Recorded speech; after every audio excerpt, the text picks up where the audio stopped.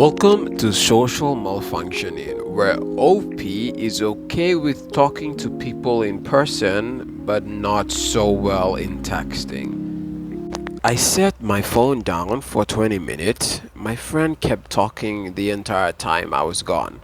I need advice. So I've got this friend. We've known each other for years, and honestly, she's one of the kindest, most generous people I know. She bakes for people, she hosts little gatherings, she remembers birthdays, but the problem is, she just doesn't stop talking. I don't mean she's a bit chatty, I mean she'll talk for an hour straight without checking in, without noticing whether you're even still there. There was this one day that really stuck with me. We were on a call, and she was already deep into one of her long stories. Lots of detail, lots of backstory, people I don't even know.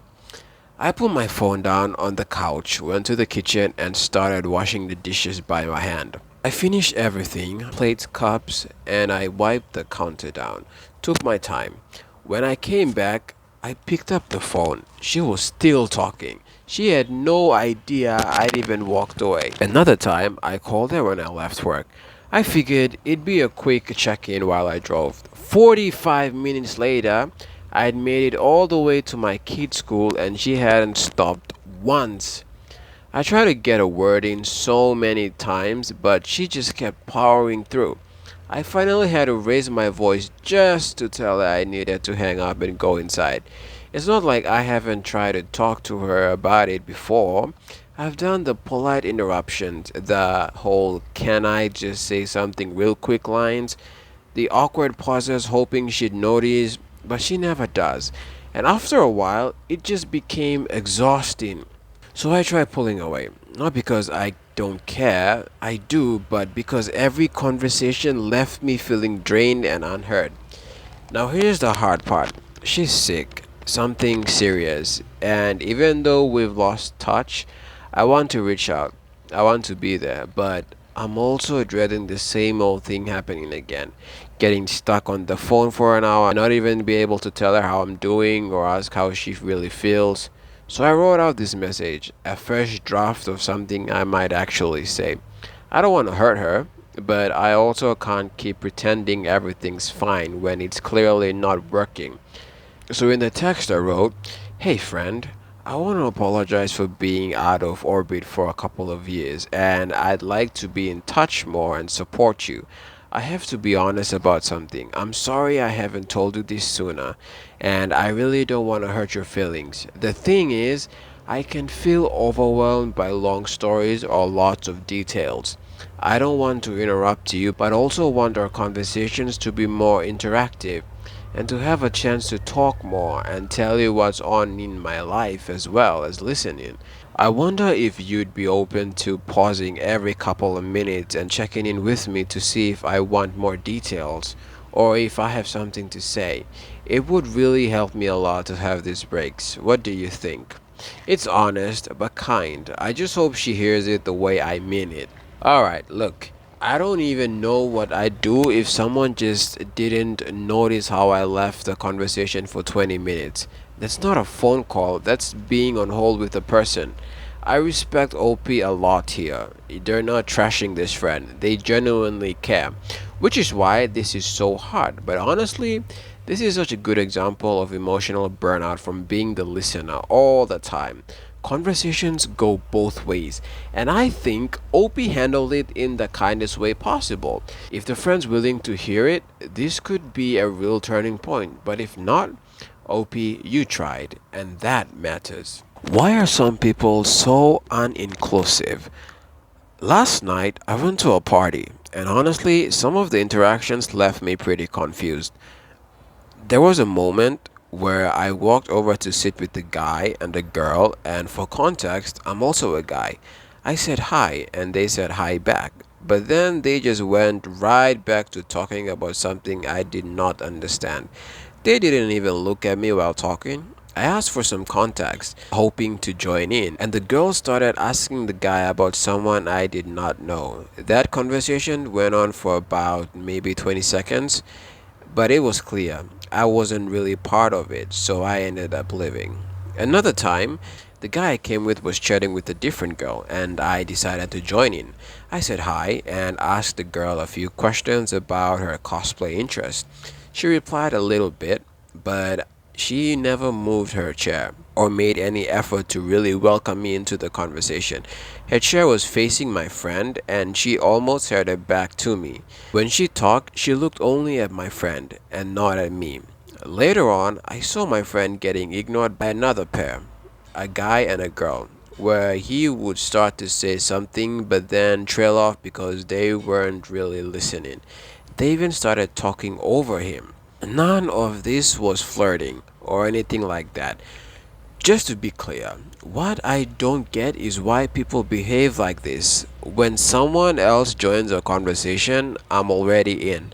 I always make an effort to give them context, turn towards them, and include them. It just feels natural and polite to include people, and I mean it. Maybe I just don't understand the chill social dynamics some people have. I'm an only child, so maybe those with siblings get tired of always including others because they already get so much interaction at home. Maybe that's why they expect others to perform or earn being included. But honestly, that just seems like a weird attitude to bring to a party, especially when they probably knew I did not know many people there. Oh man, being at a party and feeling like the invisible wallflower isn't exactly fun. And here you have people who are not just ignoring OP but making zero effort to even act like he's there. That whole I have siblings so I'm chill about including people thing, it sounds like an excuse for being lazy or plain rude. Like social skills don't get paused just because you've got family to talk to. Honestly, OP's instincts are right. Inclusion is basic respect. If you can't turn your chair, glance over, or give a little context, what's the point of even calling it a conversation? OP, you're probably better company anyway. At least they care enough to notice and try. Meanwhile, these chill folks look like they're running a social club for ghosts. How to acquire a movie buddy. I used to have this friend who I saw movies with all the time. We just clicked so well on our movie taste that there wasn't a genre that was off limits. If an interesting movie was playing, we'd immediately say yes without hesitation. It was effortless to just pick up a movie and go. We'd text each other or call, and it was always a let's do it kind of thing. I really appreciated that connection because not everyone's into the same kind of movies. And finding someone who's into obscure or less popular films is even harder. But recently, that friend moved across the world and it's hit me harder than I expected. Now I'm sitting alone in a theater, watching other people come in pairs, friends, couples, or partners, and it just makes me feel out of place and kind of lonely. It's especially hard because movies are a social experience for me, and suddenly going solo is a big change. I want to find that connection again, someone who shares my movie taste and is up for going to movies regularly. My current friends like movies, sure, but not enough to actually go out to one together. And honestly, definitely not for those more niche or obscure films that I'm interested in. The problem is, it feels awkward asking someone to be my movie buddy. How do you even build something like that again? How do you go from casual acquaintances or friends to, hey, let's see this movie together, without it feeling awkward or forced? I'm open to any advice on how to approach this or how to build that kind of friendship around a shared interest. Alright, look, I get it. Losing a friend who just gets your movie taste isn't just about movies. It's losing that easy companionship that makes going out feel natural and fun.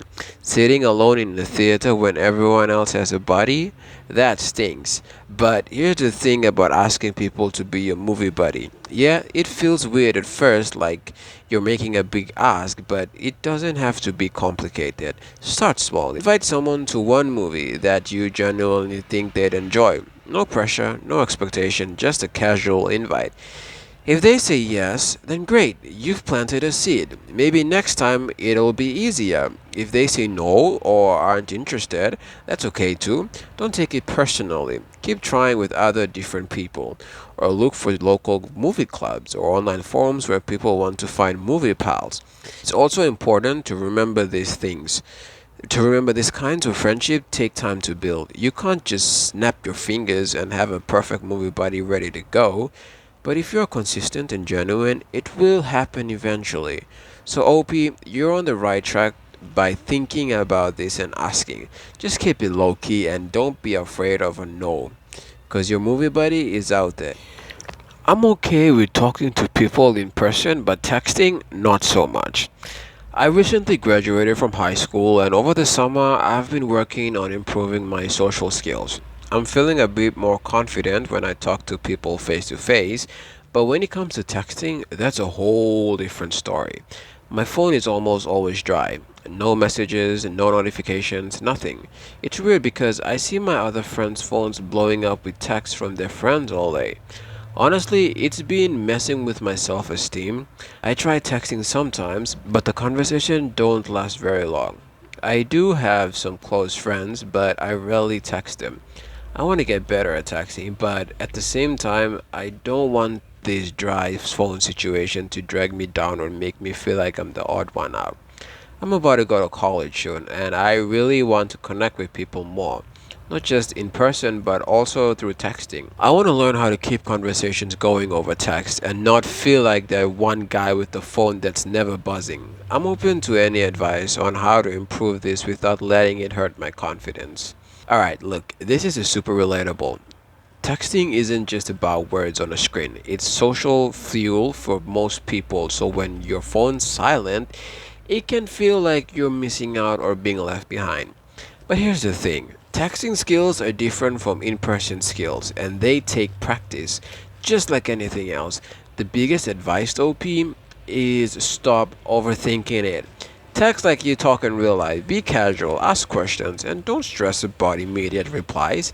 If a conversation dies, it's not always on you.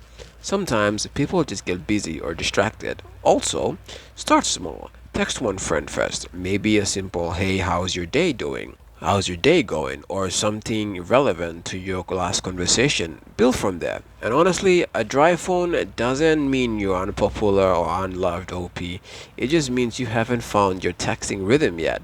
College will be a fresh start, and people there will be just as nervous or awkward about this stuff as you.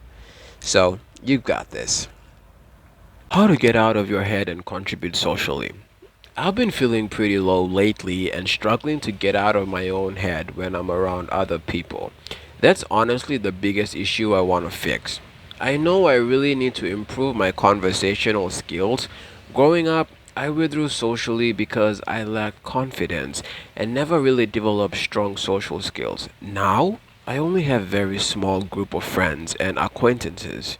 I'm okay at talking to people, but I struggle with keeping conversations going or contributing in a way that feels natural. I feel like if I could take more control and keep the conversation flowing, my confidence and overall life would improve a lot. Even though I try positive self talk, affirmations, visualization, manifestation, and self compassion, I still feel frozen in these situations. I'm seeing my GP this week and they're prescribing a low dose of antidepressants. I had ADHD as a child and asked about a reassessment and medication for that, but for now, they're just suggesting antidepressants. Now, this is classic trapped in your own head scenario. And honestly, it's more common than people think. Like, social anxiety or just low confidence can make conversation feel like climbing a mountain every single time. The fact that OP is seeing a GP and open to treatment is a solid step forward. Medication like antidepressants can help with the mental fog and anxiety, but it's not magic. It works best combined with things like therapy or practice. As for the supplements, some people find they help, others don't notice much. There's no harm in trying if it's safe, but it's not a guaranteed fix, OP. My take: conversations are a skill that can be learned and improved.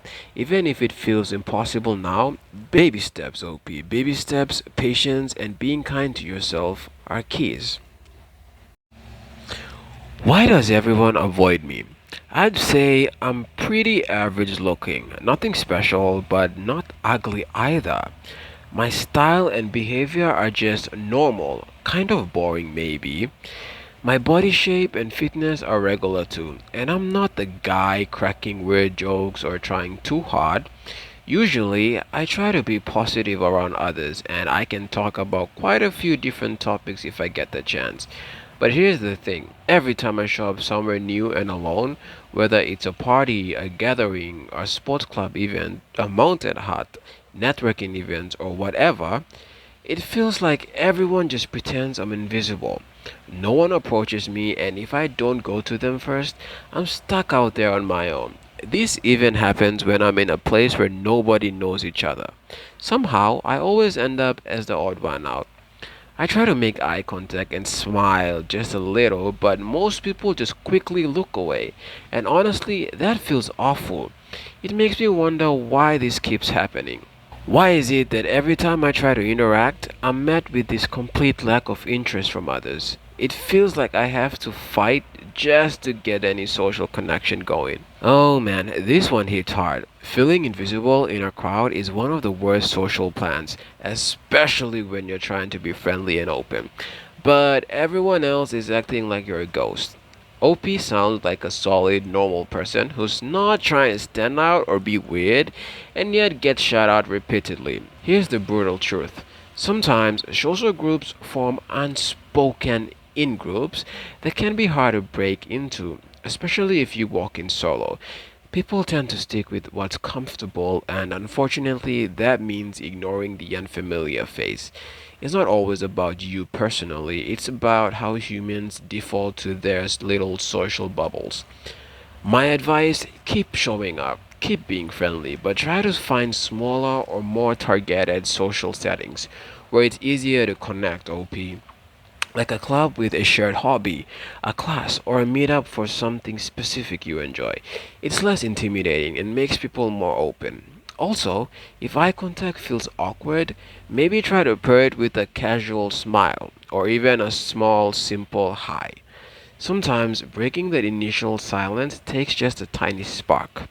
OP, it sucks, but you're not invisible. It's just about finding the right place and people who actually want to see you.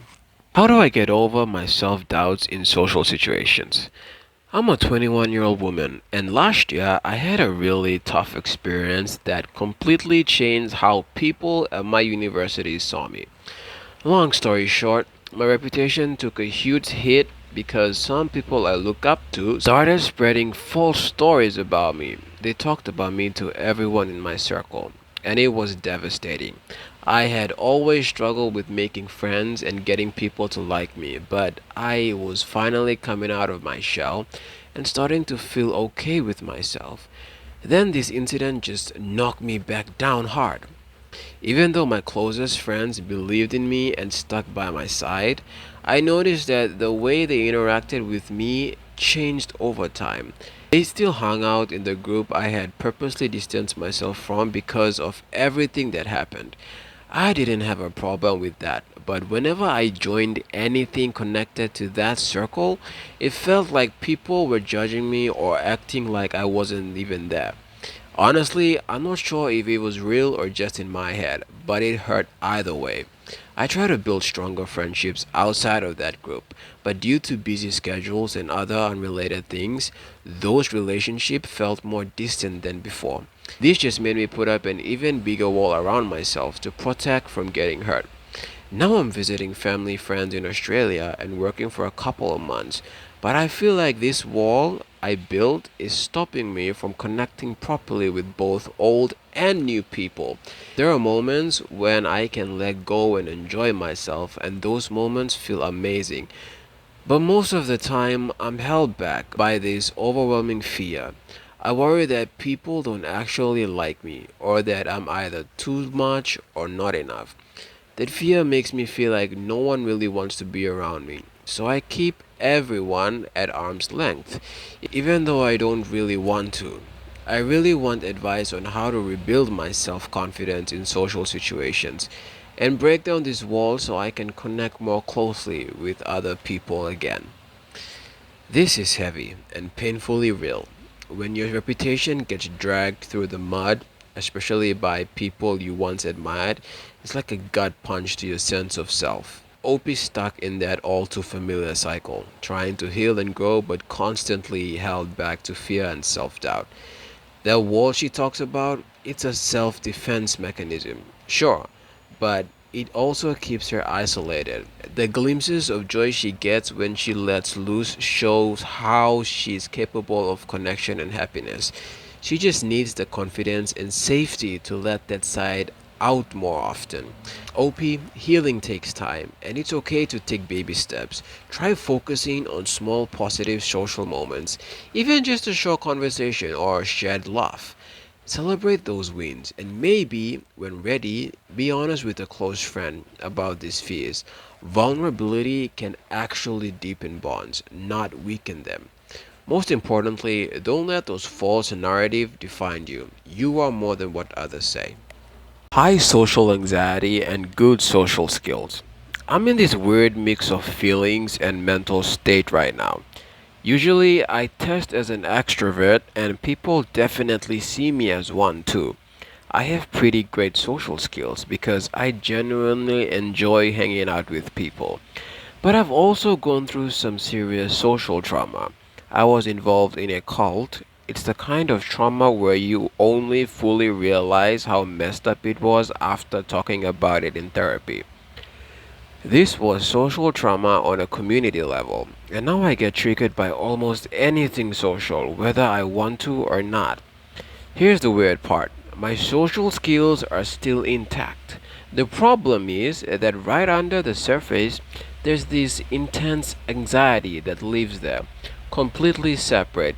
It's such a strange combination, I literally shake like a chihuahua in social situations. People always tell me, you're acting fine. Why are you freaking out? And it's because my social skill muscles are doing what they do naturally.